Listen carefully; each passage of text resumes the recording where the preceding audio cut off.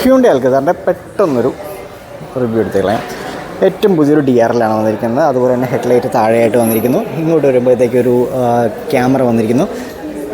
മേളിലേക്ക് വരുമ്പോഴത്തേക്കും അഡാസിൻ്റെ ക്യാമറ വന്നിരിക്കുന്നു. സൈഡ് പ്രൊഫൈലിലേക്ക് വരുമ്പോഴത്തേക്കും ഏറ്റവും അട്രാക്റ്റീവ് ആയിട്ടുള്ള ഈ ഒരു അലോയ് വീൽ തന്നെയാണ്. 18 ഇഞ്ചിൻ്റെ അലോയ് വീൽസാണ് വരുന്നത്. അതുപോലെ തന്നെ DCT എന്നുള്ളൊരു ബാഡ്ജിങ് വരുന്നത്, ഡ്യുവൽ ടച്ച് ട്രാൻസ്മിഷൻ ബാഡ്ജിങ്. അതുപോലെ തന്നെ നമ്മുടെ മിററിൽ ക്യാമറകളും വന്നിട്ടുണ്ട്, 360 ക്യാമറ കാര്യങ്ങൾ വന്നിട്ടുണ്ട്. സൈഡിലേക്ക് വരുമ്പോഴത്തേക്കും ഒരു ലോങ് ആയിട്ടുള്ള ഫങ്ഷൻ ആയിട്ടുള്ള റൂഫ് റൈലാണ് കൊടുത്തിരിക്കുന്നത്. പുറകിലേക്ക് വരുമ്പോഴും വീലിൽ ഡിസ്പ്ലേക്കാണ് വരുന്നത്. റിയർ പോർഷനിലേക്ക് വരുമ്പോഴത്തേക്കും ഇവിടെ സിഗ്നേച്ചർ എന്ന് പറഞ്ഞൊരു ബാഡ്ജിങ് കാണാം. സിഗ്നേച്ചർ വേർഷനാണിത്. ടെയിൽ ലാമ്പ് ഒരു ലോങ് സ്ട്രിപ്പിലായിട്ട് കൊടുത്തിരിക്കുന്നു. അതുപോലെ തന്നെ വൈപ്പർ, അതുപോലെ ഡീഫോഗർ, സ്റ്റോപ്പ് ലാമ്പ് ഇതെല്ലാം ഇവിടെ വന്നിരിക്കുന്നു.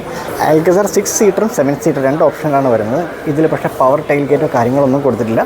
പവർ ഗേറ്റൊന്നും വരാത്ത കാരണം നമുക്ക് കൈകൊണ്ട് തന്നെ അടയ്ക്കേണ്ടി വരും.